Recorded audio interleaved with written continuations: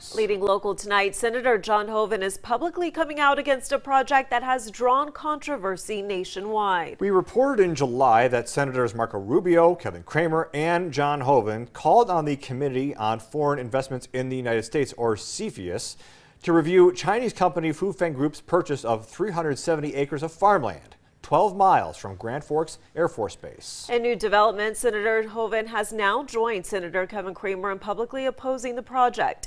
Josh Minnie spoke with Senator Hoeven and breaks down how much this could swing the pendulum away from the project ever seeing the light of day.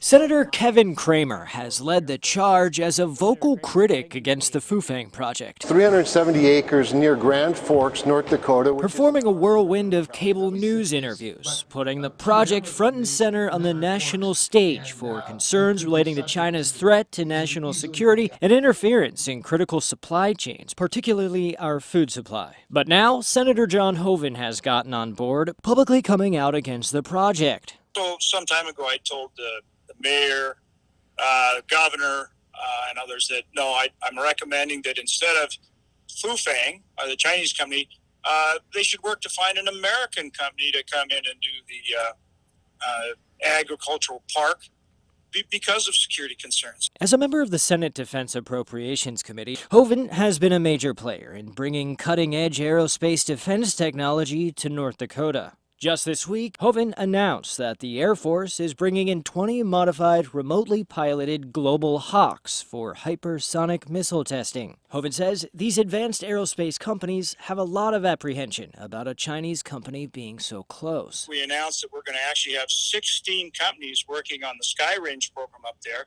And so in addition to talking to our military, I've also put time into now talking to these tech companies that are coming in there as well, and they've expressed concerns. With Cramer and now Hoeven against the project, what does this mean for North Dakota taxpayers? So far, more than $14 million in state taxpayer funds have been committed to the project. That's according to this breakdown from the Grand Forks Economic Development Agency. And another $6 million from the federal government has flowed to this project.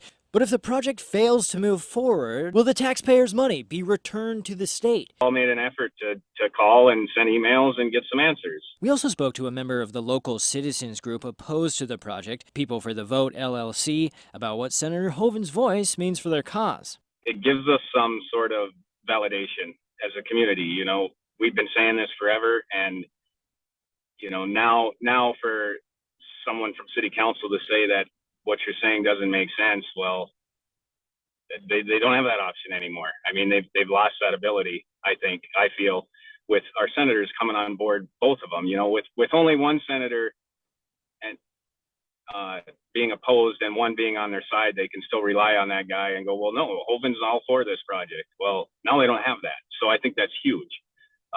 It really skews things in our favor, I believe. Yeah. The People for the Vote LLC say they are putting pressure on the governor to take a stance on the project. The group has sued the city of Grand Forks because the city, despite having well over the needed number of signatures. For KX News, I'm Josh Minnie. People for the Vote are awaiting the ruling of their lawsuit as they and the rest of the nation watch for the results of the federal CFIUS review of the project. KX News has received a statement from Governor Doug Burgum concerning both of our U.S. senators' opposition to the project. To view that statement, head on over to our website, kxnet.com. A 24